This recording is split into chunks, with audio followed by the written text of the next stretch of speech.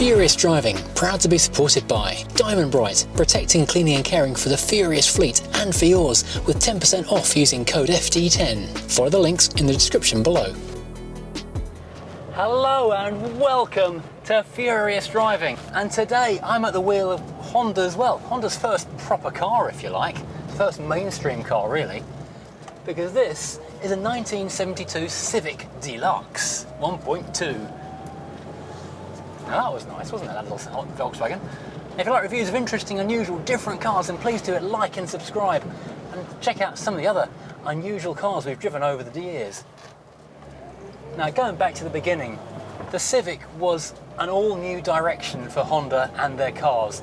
They hadn't really started building cars until the early 60s, haven't been a motorbike company until that point. And they'd had a couple of tries at it really, but hadn't really worked things out just right. They got the fairly successful N series of K cars. Indicators on the right, you'll notice.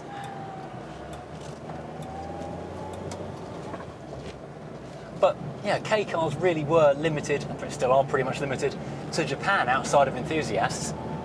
And of course they got the ambitious but unsuccessful and expensive 1300, which had been kind of a pet project for Mr. Honda himself. That was air-cooled and very complicated and really didn't sell. This was an all-new direction, taking them properly mainstream at last. So, despite objections from Mr. Honda, who took a certain large amount of persuasion to go with it, this is now a water-cooled, front-engine, front-wheel drive, ordinary car, which looks like a hatchback, even though it actually isn't.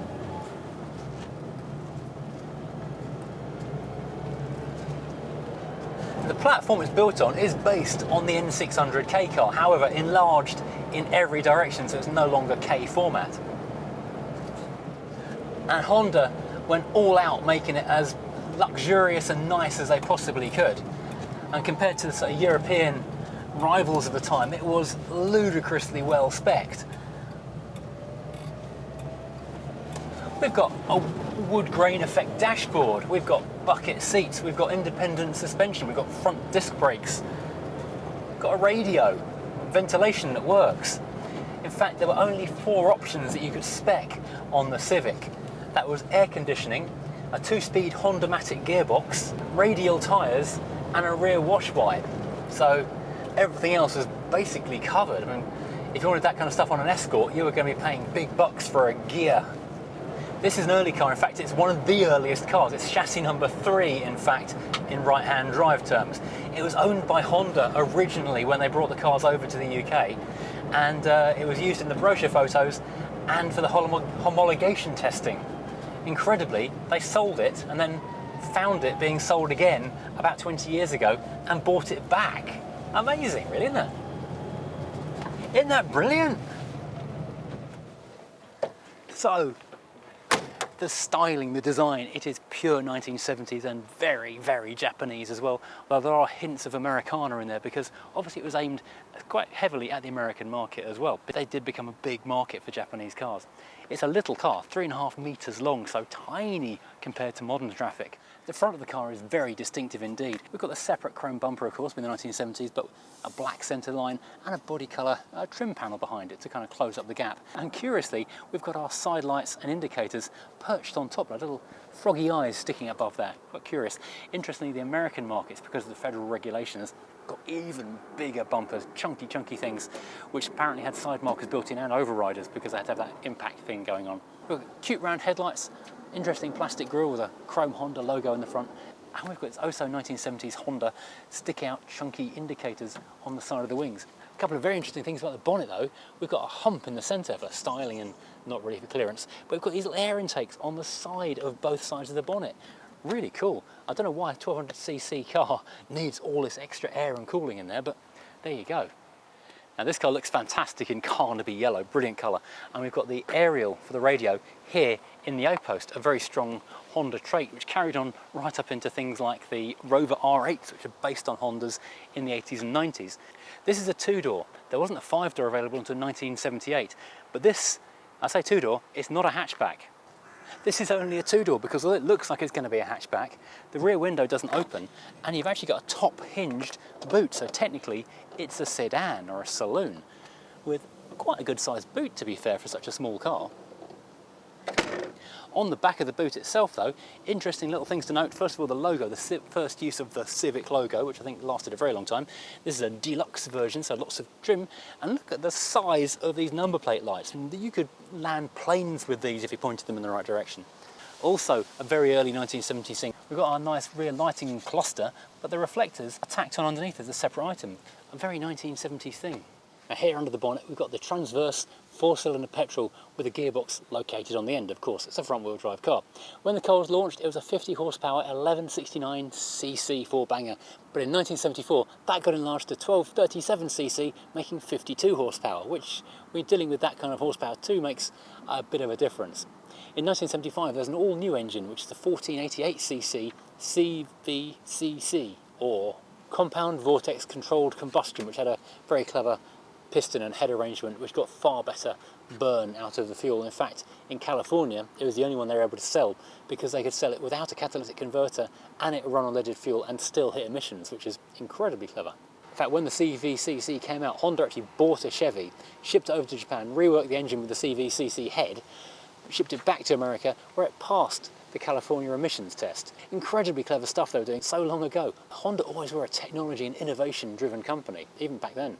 Right, now we can check out the interior of this thing properly, and it is absolutely marvellous. It does make European rivals just look so old-fashioned and under-equipped back in the mid-70s. So we've got body colour and black vinyl on the door, lots of interesting patterns to keep it interesting. Little door pull, little winder, little metal door catch. And it's very obvious lock, unlock kind of thing going on just there. And we've got some nice seats which are part black vinyl, part fabric. Even got headrests, which is quite impressive at this point. As you get into the car, there's a nice little touch on both sides. There's this handy little tray, which not only stops things going under the seat, but you can put odds and sods down there. We have got a lot of extras in here. We've got a superb T-shelf. Bear in mind, the Rover R8 is the king of the T-shelf. And this is, well, perhaps its spiritual father. Because, you know, Honda and Rover worked together, and maybe this is what Honda brought to the Rover R8 all those years later. That divided, flat snacking area. There is a really nice dashboard here. We've got air vents on both ends. We've got a little clock over there in the far left. I don't know if that was added in afterwards or not. I'll check the brochure in a minute. But it's ashtray in the centre. We've got a glove box. We've got a radio built into the dashboard itself. We've got a heater with defrost or room written on it. We've got a blanking plate for something else. Got a choke and a switch. A small cubby hole just there. Little tiny tray for something just there. Another air vent. Just two dials in the middle here. Our big fuel and temperature gauges, we've got our speedometer going up to 100, and we've got some warning lights in the centre. Moving back, wipers on the left, indicators and lights on the right, as was the way back then. And an interesting steering wheel, padded centre for safety, but a cool metal two-spoke design, thin rimmed, and the horns in the centre.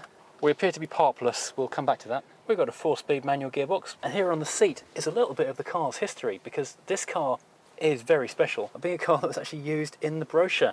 And we have these photos in the car's history as well, which we think might be Long Cross Proving Ground, when the cars were being homologated for UK sale, which is quite incredible to have all that history with this car after so long.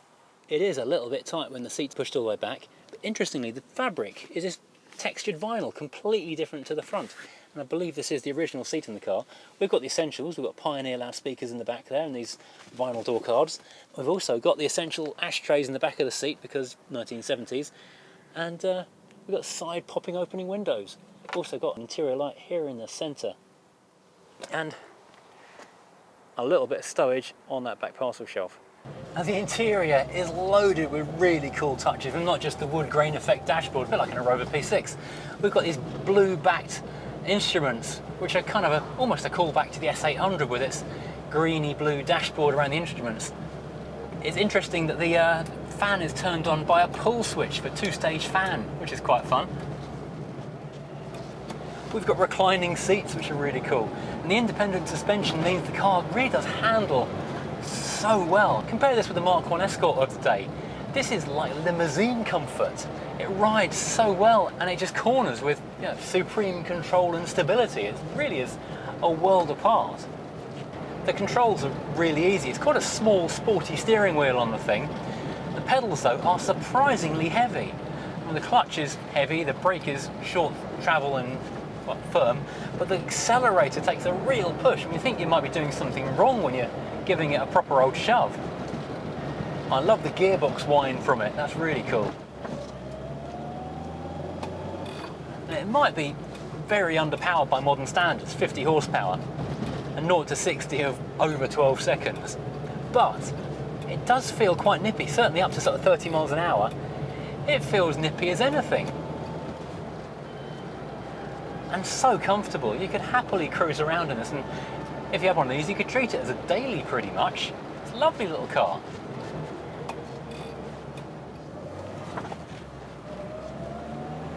Now this car comes with a 4-speed gear knob with actually a really nice sort of pretend leather, I think it might even be real leather, round knob on the end. It feels really cool. It's quite a long wand-like thing to go and find the gears with. In 1974 though, they did bring out a 5-speed manual to complement the 4-speed, which certainly was a big improvement. That same year they also brought out a station wagon version, although we didn't get that over in this country. Now all of this was a big gamble for Honda back at the time. However, it absolutely paid off because look at the lineage, look at their history. Because they've been making Civics ever since, and they've been consistent good sellers. Millions of them running around the world, but this is where it all started all those years ago. Now my brother actually had one of these things when he was 17. I think it was his first car. Yeah, you pay £30 for it, but it was basically unbreakable. Oh, what are the chances of that Volkswagen coming back? So, thank you for watching. I hope you've enjoyed this ride out in this incredible little slice of history. And you can see echoes of it in a more modern car, because if you look at the Honda E, you can very much see where they've taken the styling cues for that car from. And that's from here. If you've enjoyed this, please, as always, hit like and subscribe, and join us again next time driving something completely different.